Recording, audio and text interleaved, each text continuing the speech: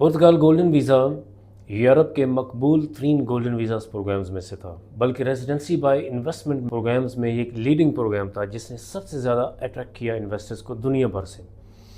इसकी कामयाबी की वजूहात में बुनियादी वजह यह भी थी कि सिर्फ 7 days per year stay requirement थी, जो बहुत सारे इन्वेस्टर्स को ये सूट करती थी।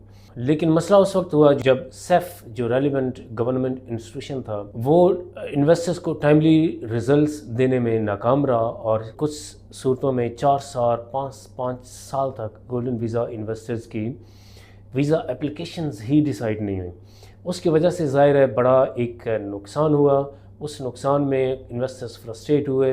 2025 में 2.5 बिलियन के करीब इन्वेस्टमेंट विड्रॉ हुई पुर्तगाल से, और उसी दरमियान में फिर उसी फ्रस्ट्रेशन में मामला अदालतों तक चला गया। सबसे पहले रशियंस ने पिटिशन की, उनको रिलीफ मिला, फिर अमेरिकन इन्वेस्टर्स आए। उसका फ़ायदा ये हुआ कि आइमा ने एक डेडिकेटेड सेंटर बनाया, और डेडिकेटेड सेंटर्स ने कोई 40,000 एप्लीकेशंस का जो बैकलॉग था वो अभी क्लियर कर दिया।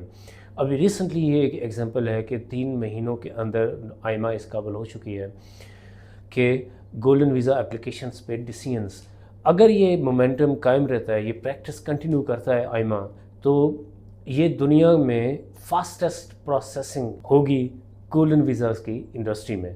लैटविया भी इस रफ्तार से डिलीवर नहीं कर पा रहा, हालांकि वहाँ पे रश पुर्तगाल की निस्बत कम है। उसके बाद ये हुआ कि पुर्तगाल ने लेजिस्लेशन की, यहाँ पे बहुत सारी लेजिस्लेटिव डेवलपमेंट्स हुई, जिसमें मुद्दत जो शरीयत की थी वो 5 साल से बढ़ा के 10 साल कर दी गई।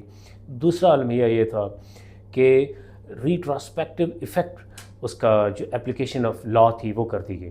नए कानून के तहत जो आपका सिटीज़नशिप का टाइम है वो आपके from the date of issuance of residence permit count होएगा। उससे पहले ऐसा नहीं था, उससे पहले from the date of application count होता था, जिसका मतलब ये था कि जो पिछले 4 साल 5 साल ज़ाया हुए थे इन्वेस्टर्स के, वो दोबारा मामला लिटिगेशन में चला गया। उसके तकरीबन 1200 के करीब एप्लीकेंट्स हैं जिन्होंने इसको चैलेंज किया हुआ। मेरी ज़ाती राय ये है कि इसमें भी रिलीफ मिलेगा, क्योंकि जो कॉन्स्टिट्यूशनल प्रिंसिपल्स हैं उस पर अदालतें मल्टीपल टाइम्स उनको अपहोल्ड कर चुकी हैं। लेजिटिमेट एक्सपेक्टेशन है, रिट्रोस्पेक्टिव इफेक्ट ऑफ लॉ है, grandfathering and etcetera.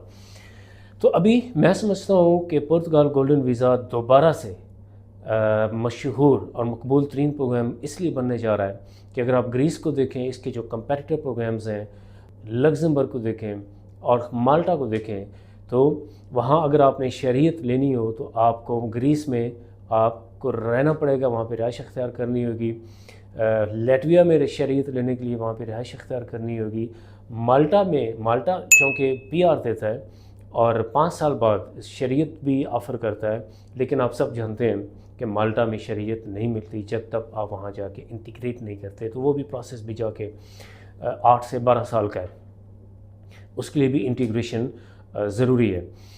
Cast of the जो प्रोसेस है वो भी माल्टा में बहुत ज़्यादा है। तो पुर्तगाल वाहिद ऑप्शन रह जाएगी, बावजूद इसके कि शरीयत का वक्त 10 साल होगा, कि ये आपको रिहाइश अख्तियार किए बग़ैर शरीयत की तरफ लेके जाएगा। और यहाँ पे फिर जो इन्वेस्टमेंट की ऑप्शंस हैं वो भी ज़्यादा है। आप डोनेशन दे के भी गोल्डन वीज़ा ले सकते हैं, आप 5 लाख की इन्वेस्टमेंट फ़ंड में इन्वेस्टमेंट करके भी गोल्डन वीज़ा ले सकते हैं। और उसके अलावा जो सबसे मेरी फेवरेट ऑप्शन है वो है क्रिएट 10 जॉब्स ऑप्शन। वो सिर्फ मैं हूँ, मेरी कंपनी है ये ऑफ़र कर रही है कि जिसमें आप 10 jobs for a period of 3 years के लिए आप मेंटेन करते हैं, क्रिएट करते हैं, मेंटेन करते हैं for a period of 3 years, और उस पर आप गोल्डन वीज़ा ले सकते हैं। उसमें भी आपको इस गोल्डन वीज़ा कैटेगरी में 4 से 5 लाख की इन्वेस्टमेंट उसमें भी मिनिमम आपने करनी है। और वो सबसे अट्रैक्टिव और मेरी फेवरेट ऑप्शन इसलिए है कि वो एक ऐसी ऑप्शन है कि जिसमें फ्रॉड का कोई इम्कान नहीं है, स्कैम का कोई चक्कर नहीं है, और आपकी जो रिटर्न ऑन इन्वेस्टमेंट है that is very high, very high. हम आपको एक ऐसी इन्वेस्टमेंट फैसिलिटेट करवाते हैं, एक ऐसी यूरोपियन कंपनी में जिसने 30 साल 40 साल लगा के अपनी रेपुटेशन बिल्ड की होती है, और सारे यूरोप में अपनी सक्सेस स्टोरीज इस्टेब्लिश की होती हैं। और इन सम केसेस कुछ ऐसी कंपनीज भी हैं जिनकी कई रीजन्स में यूरोप से बाहर भी कामयाब इन्वेस्टमेंट्स हैं, बड़े साइज़ के स्टोर्स हैं, बड़ी साइज़ की फ्रेंचाइज़ें हैं, 300 فرینچائز ہے ساری دنیا میں. تو ایک ایسی انویسٹمنٹ آپ کرتے ہیں جس میں آپ 10 جابس کریٹ کرتے ہیں. حالانکہ اس بزنس کو رن کرنے کے لیے، مینیج کرنے کے لیے اس بزنس کی ضرورت ہوتی ہے کہ آپ وہاں پہ 20 جابس کریٹ کریں. تو بڑا ایزیلی آپ سسٹین کر جاتے ہیں وہ سارے، اگر آپ 5 لاکھ تک کی انویسٹمنٹ کرتے ہیں. تو یہ ایک بہت زبردست اپرچونٹی ہے. دوبارہ سے دنیا کا طاقتور ترین پاسپورٹ اور بہترین ایک ریزیڈنسی شینجن کنٹری ہے جس کے دیگر فائدے آپ سب واقف ہیں، حاصل کر سکتے ہیں.